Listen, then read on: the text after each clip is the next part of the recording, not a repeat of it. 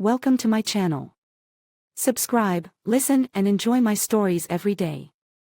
In the sweltering heat of a late summer morning, my thoughts were focused on the upcoming business trip as I packed my essentials. I had almost everything ready except for the crucial notes left in my studio, the very place that had been my sanctuary of creativity. The studio, with its clutter of manuscripts and memories of sleepless nights, was where my novels came to life. As I drove to the studio, the streets of our sleepy town whispered secrets that were about to unravel my life. I needed to be swift to grab the notes and dash to the airport, but fate had other plans. As I rounded the corner to my studio, an unexpected scene halted me. A man, unfamiliar yet oddly at ease, was fumbling with the lock at the entrance. "Hey, can I help you?" I called out, my voice more curious than confrontational. The man turned, a flash of surprise crossing his face. "Oh, I must have gotten the address wrong," he stammered, visibly shaken. I approached closer, noting the old key in his hand, a key that should no longer have worked since the lock was changed just last week. "That's an old key." "The lock's been changed," I informed him, my eyes narrowing as I pieced the puzzle together. "Changed," he repeated, his voice cracking. "But who gave you that key?" I demanded, the tone of my voice leaving no room for evasion. He hesitated, his eyes darting away before meeting mine with resignation. "It was, Rebecca," he confessed. "Rebecca, my wife, whose loyalty I never questioned until that very moment." The revelation hit me like a punch to the gut. Rebecca? My Rebecca, sharing our private space, my sanctuary, with someone else. Rage simmered beneath my calm exterior as I absorbed the full impact of his words. "Does Rebecca know you have this key?" I asked, my voice barely a whisper.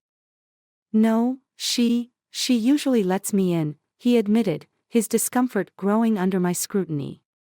"Look, I didn't know she was married." "I'm sorry, man."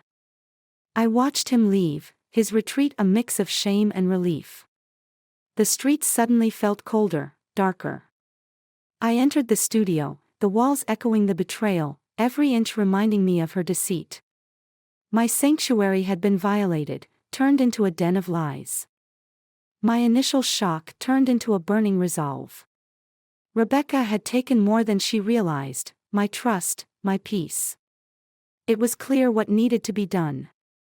I couldn't let this deception go unanswered. Revenge, a concept I'd written about but never envisioned for my life, now seemed the only fitting response. I canceled the trip, the forgotten notes now insignificant compared to the upheaval of my life. The quiet studio became the ground zero of my plan.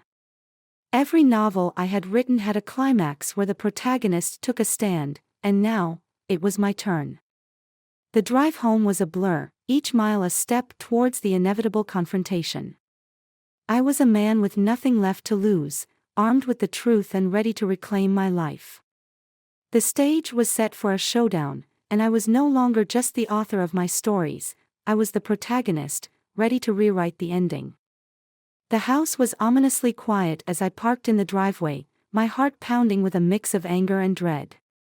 Rebecca's car was there, a silent witness to the storm that was about to break. With each step towards the front door, my resolve hardened. This was the moment of truth, the confrontation I never imagined I'd face. I pushed open the door, the familiar creak sounding more like a herald of the impending showdown. Rebecca was in the kitchen, her back to me, humming a tune that now seemed like a mockery of our life together. "Rebecca," I said, my voice steady despite the turmoil inside. She turned, a smile on her face that faltered when she saw my expression. "Mark? What's wrong? You're home early. Shouldn't you be on your way to the airport?" "We need to talk," I stated flatly, closing the distance between us. "Now." Her eyes widened, a flash of fear passing through them as she nodded slowly, leading the way to the living room. We sat, the air thick with tension, a stark contrast to the calm decor of the room. I met someone today, I began, watching her closely. At the studio. Rebecca paled, her hands clenching in her lap. Oh? Her voice was a whisper, barely audible. Yes, a man with a key. An old key. I let the words hang in the air, heavy with accusation. Her face crumpled, tears welling up as she met my gaze. Mark, Did you think I wouldn't find out? I cut in, my anger spiking. That you could just use my place like some cheap motel. It's not like that, she sobbed, her voice desperate. It just happened. I was lonely, you were always working, or away. Lonely?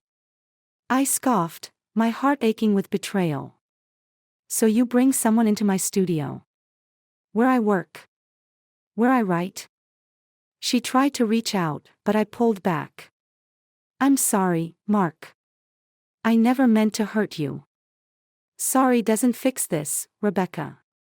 I stood, pacing the room as the magnitude of her betrayal sank in. How long? 6 months, she whispered, her confession slicing through the last of my restraint. 6 months, I repeated, a bitter laugh escaping my lips. And I was none the wiser. What a fool I've been. Rebecca stood, her tears flowing freely. Please, Mark, let's talk about this. We can go to counseling. We can try to.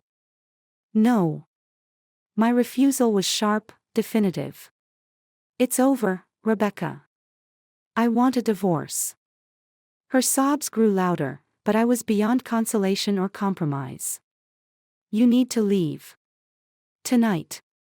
But where will I go? She pleaded, her eyes searching mine for a hint of the man she married. To him, perhaps.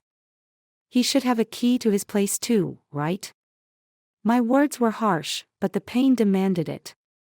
Rebecca gathered a few belongings, her every move heavy with the weight of her choices. As she passed me at the door, she paused. I really am sorry, Mark. I didn't respond, my silence as cold as the ring she left on the table. With the door closing behind her, the finality of the moment settled around me like a shroud. I was alone, truly alone, but the plan for retribution was just beginning. The seeds of revenge had been planted, and as I looked around at the remnants of our life together, I knew this was just the beginning. The intrigue of how I would rebuild and retaliate pulsed through the air, a story yet to be told. The house felt cavernous and eerie, devoid of Rebecca's presence. I walked through the empty rooms, each corner a testament to a life I thought we had built together. But now, it was a blank canvas for my retribution. My phone buzzed, a message from an unknown number lighting up the screen. The text was cryptic, just a time and an address. It took me a moment to realize, it had to be him, the other man, somehow reaching out. Did Rebecca tell him? Was this a plea for understanding or a confrontation? Curiosity and a simmering rage propelled me forward. Grabbing my keys, I drove to the address, a dimly lit bar on the outskirts of town. The place was nearly empty, save for a few lingering patrons. There, at the far end of the bar, sat the man from the studio, his face tense as he noticed my arrival. Mark, right? He didn't stand, his voice low, cautious. I nodded, taking the seat opposite him. You're braver than I thought, meeting me like this. He chuckled humorlessly. I needed to explain. I didn't know about you. If I had. Save it, I cut him off. You're here now. What do you want? To apologize, for one, he said earnestly. And to tell you, I'm done with her. I was misled too. His confession didn't soothe the betrayal but stoked a different kind of fire within me. Misled or not, you were part of this. But since you're here, maybe you can be part of something else. His brow furrowed. What do you mean? Rebecca took something from both of us, I said, leaning in. I'm planning to take something back. Not through violence or any petty revenge. But she needs to learn. Are you in? He hesitated, studying my face. What are you planning? Let's just say it involves exposing the truth, the full extent of her deceit, to everyone who thinks she's the victim in all of this. My plan was forming as I spoke, ideas crystallizing into a clear path forward. And help you? He was skeptical, wary. You know things about her that I don't. Details that can change perceptions. Together, we can set the record straight. I extended my hand across the table. Partners, at least until this is over. He looked at my hand, conflict etched across his features, before finally shaking it. Partners. But once this is over, we go our separate ways. Agreed, I affirmed, a cold satisfaction settling in. As we parted ways that night, the plan began to take shape. Over the next few days, I gathered all the evidence I had, texts, emails, photos from the studio, and he added his own contributions, snippets of conversations, and gifts from Rebecca that tied her indisputably to him. We compiled everything meticulously, preparing for the day when we would reveal everything. I set up a meeting under the guise of an amicable separation discussion with Rebecca at a local coffee shop, a public place where she couldn't avoid the confrontation. I invited friends, family, and a few mutual acquaintances, all under different pretexts. She walked into the cafe, confident and smiling, unaware of the gathering storm. As she sat down, I started by expressing a desire to handle our divorce amicably. Then, as the audience built up, I switched the conversation. Rebecca, there's something everyone here needs to see. I connected my laptop to the coffee shop screen, displaying the amassed evidence.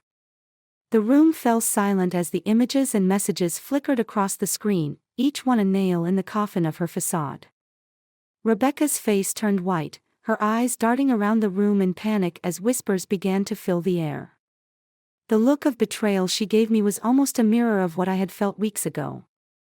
As the display ended, I stood, my voice clear and steady. I believe everyone deserves the truth. That's all I came to share today. I left her there, amidst the murmurs and shocked faces, the weight of her secrets now public knowledge. Retribution was mine, executed not with rage but with a calculated reveal of truth. As I walked away, the crisp air never felt so liberating, the path forward never so clear. The next steps were mine to choose, free from the shadows of deceit. The fallout from the public revelation was swift and brutal. Rebecca's facade, once impeccable in the eyes of our friends and family, crumbled under the weight of undeniable evidence. The whispers of betrayal followed her everywhere, and her social standing disintegrated. But my thirst for retribution wasn't quenched by social disgrace alone. I needed a final act, one that would sever all ties and ensure she could never deceive another soul. In the weeks that followed, I kept a low profile, my mind meticulously crafting the final pieces of my plan. The idea came to me one evening, as subtle and insidious as the deception that had been dealt to me. I would strike at what she valued most, her new life without me.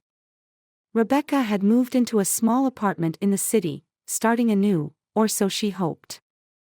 I learned she was hosting a gathering to celebrate her new beginnings, inviting the few friends who hadn't deserted her. It was the perfect opportunity.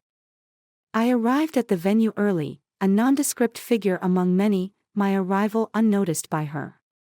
The party was in full swing when I made my move, slipping away to her private office where I knew she kept her personal and financial documents. With precision, I installed a small, virtually undetectable software on her computer, a tool that would siphon her financial transactions to a private account I controlled.